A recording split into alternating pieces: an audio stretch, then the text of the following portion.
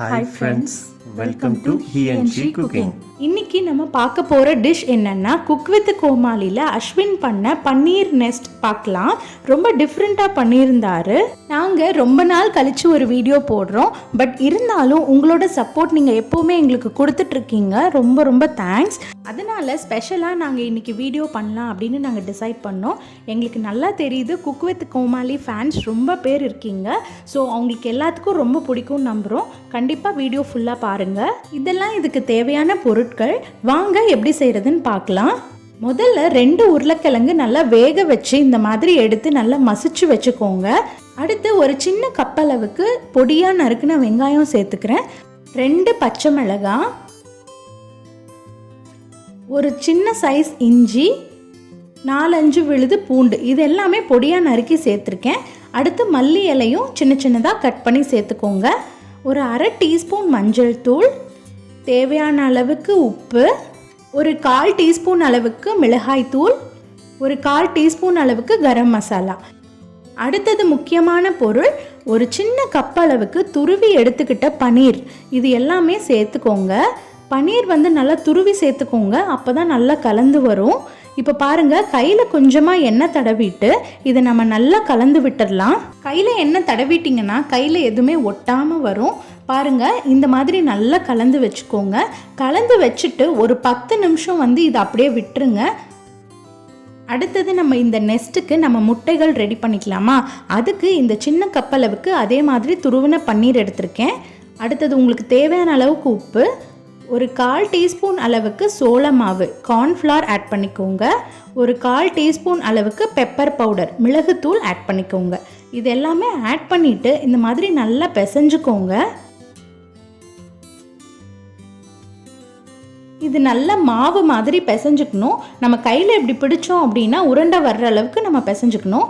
இப்போது நம்ம இதை கொஞ்சம் கொஞ்சமாக எடுத்து குட்டி குட்டி எக்ஸ் முட்டைகளாக நம்ம உருட்டி எடுத்துக்கலாம். பாருங்கள் எவ்வளோ அழகாக இருக்குது. இந்த மாதிரி எல்லா மீதம் இருக்கிற பன்னீரையும் நம்ம இந்த மாதிரி குட்டி குட்டி முட்டைகளாக நம்ம உருட்டி எடுத்துக்கலாம். பாருங்கள், பன்னீர் எக்ஸை நம்ம உருட்டி வச்சுருக்கோம். அடுத்து நம்ம ஃப்ரை பண்ணுறதுக்கு ஒரு கோட்டிங் மாதிரி ப்ரிப்பேர் பண்ணணும். அதுக்கு 2 டேபிள் ஸ்பூன் அளவுக்கு சோள மாவு, 2 டேபிள் ஸ்பூன் அளவுக்கு மைதா, அடுத்து கொஞ்சமாக அது கூடவே உப்பு, இது 3ம் சேர்த்துக்கிட்டு தண்ணி கொஞ்சம் கொஞ்சமாக சேர்த்து நல்லா கலந்துக்கோங்க. ரொம்ப திக்காகவும் இருக்கக்கூடாது, ரொம்ப தண்ணி மாதிரியும் இருக்கக்கூடாது. ஸோ உங்களுக்கு தண்ணி தேவைப்பட்டால் கொஞ்சம் கொஞ்சமாக ஆட் பண்ணி நல்லா கலந்துக்கோங்க. பாருங்கள், இந்த மாதிரி இருக்கணும். இப்போது நம்ம கோட்டிங் பண்ணுறதுக்கு மாவு தயார் பண்ணிட்டோம். அடுத்தது என்ன பண்ணணும் அப்படின்னா, இந்த மாதிரி சேமியா எடுத்து வச்சுக்கோங்க. நார்மலாக இருக்க சேமியானாலும் ஓகே, இல்லைனா பாயாசம் செய்கிறதுக்கு குச்சி மாதிரி இருக்கும்ல, அது கூட எடுத்துக்கோங்க. ரொம்ப அழகாக கூடு மாதிரி வரும். பாருங்கள், இது நம்ம ஒரு 10 நிமிஷம் வச்சுருந்தோம்ல, இப்போ எடுத்து நல்லா மீடியம் சைஸில் ஒரு உருண்டை எடுத்து இந்த மாதிரி நல்லா தட்டி நடுவில் மாத்திரம் லைட்டாக குழி பண்ணி நீங்கள் இந்த மாதிரி ஷேப் பண்ணணும். இதுதான் நம்மளுக்கு கூடு மாதிரி கிடைக்கும். கூடு மாதிரி நம்ம ஷேப் பண்ணணும்.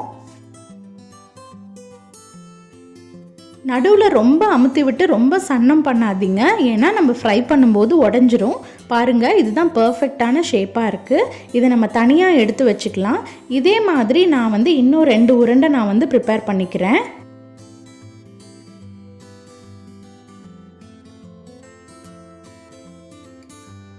இப்போ பாருங்கள், நம்ம தயார் பண்ணி வச்சுருந்த உருளைக்கிழங்கு பன்னீர் இது எல்லாமே நல்லா நெஸ்ட் மாதிரி இந்த ஷேப்க்கு உருட்டி வச்சுக்கோங்க. அடுத்து நம்ம இந்த கோட்டிங் மாவு ப்ரிப்பேர் பண்ணோம்ல, அந்த நெஸ்ட்டை எடுத்து அந்த மாவில் கொஞ்சம் கொஞ்சமாக இந்த மாதிரி டிப் பண்ணி எடுத்துக்கணும். இந்த மாதிரி டிப் பண்ணி எடுத்துட்டு நம்ம வச்சுருக்க சேமியாவில் இந்த மாதிரி வச்சு கோட் பண்ணிக்கோங்க. இது நல்லா ஒட்டிக்கும். அந்த மாவு மைதா இருக்கிறதுனால இந்த சேமியா போய் நல்லா அது கூடவே ஒட்டிக்கும். பாருங்கள், இந்த 3ஐயுமே நம்ம இந்த மாதிரி கோட் பண்ணி சேமியாலையும் கோட் பண்ணி எடுத்து வச்சுக்கோங்க. இப்போது இந்த கோட்டிங் ரெடி ஆகிடுச்சு. இந்த கோட்டிங் நீங்கள் ஒரு 15 மினிட்ஸ் நீங்கள் ஃப்ரிட்ஜில் கூட வச்சுருங்க, நல்லா செட் ஆகிடும். அவ்வளோதான். இப்போ நம்ம ஃப்ரை பண்ண வேண்டியது எல்லாமே ஃப்ரை பண்ணிக்கலாம். இப்போ முதல்ல நம்ம ப்ரிப்பேர் பண்ணி வச்சுருந்த பன்னீர் முட்டைகள் எக்ஸை நம்ம ஃப்ரை பண்ணிக்கலாம். இதை போட்ட உடனே ஜஸ்ட் ஒரு 30 செகண்ட்ஸ்லேயே லைட்டாக திருப்பி விட்டு எடுத்துருங்க. இது நீங்கள் ரொம்ப நேரம் ஃப்ரை பண்ணிங்க அப்படின்னா ஒன்றா கருகிடும், இல்லைனா எல்லாமே பிரிஞ்சு வந்துடும். ஸோ பாருங்கள், ஒரு 30 செகண்ட்ஸ்லேயே நம்ம எடுத்துட்டோம். அடுத்து ஃப்ரிட்ஜில் ஒரு 15 மினிட்ஸ் வச்சு எடுத்துருந்த அந்த பன்னீர் நெஸ்ட்டையும் நம்ம மிதமான சூட்லேயே வந்து எண்ணெயில் போட்டு நல்லா பொரிச்சு எடுத்துக்கோங்க. பாருங்கள், நல்ல கோல்டன் ப்ரௌன் கலரில் பன்னீர் நெஸ்ட் வந்து நல்லா ஃப்ரை ஆகிருக்கு. ஸோ நம்ம இதை எடுத்து தனியாக வச்சுட்டு இன்னும் மீதி இருக்கிறதையும் ரெண்டையுமே நம்ம இந்த மாதிரி ஃப்ரை பண்ணி எடுத்துடலாம்.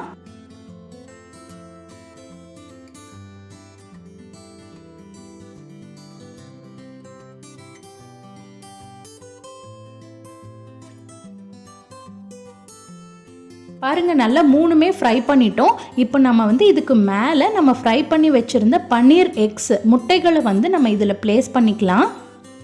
அதுக்கு மேலே நீங்கள் புதினா இலையோ கொத்தமல்லி இலையோ இருந்ததுன்னா இந்த மாதிரி டெக்கரேட் பண்ணிங்கன்னா ரொம்ப அழகான ஒரு பன்னீரில் செஞ்ச ஒரு நெஸ்ட் மாதிரியே ரெடி ஆகிடுச்சு. ஒரு கூடு பாருங்கள், ரொம்ப அழகாக நேச்சுரலாக வந்திருக்கு.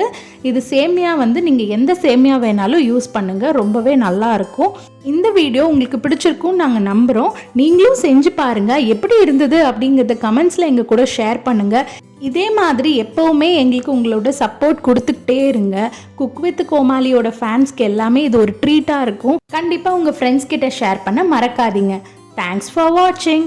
பாய். மறக்காம he and she குக்கிங்க்கு சப்ஸ்கிரைப் பண்ணுங்க. தேங்க்யூ.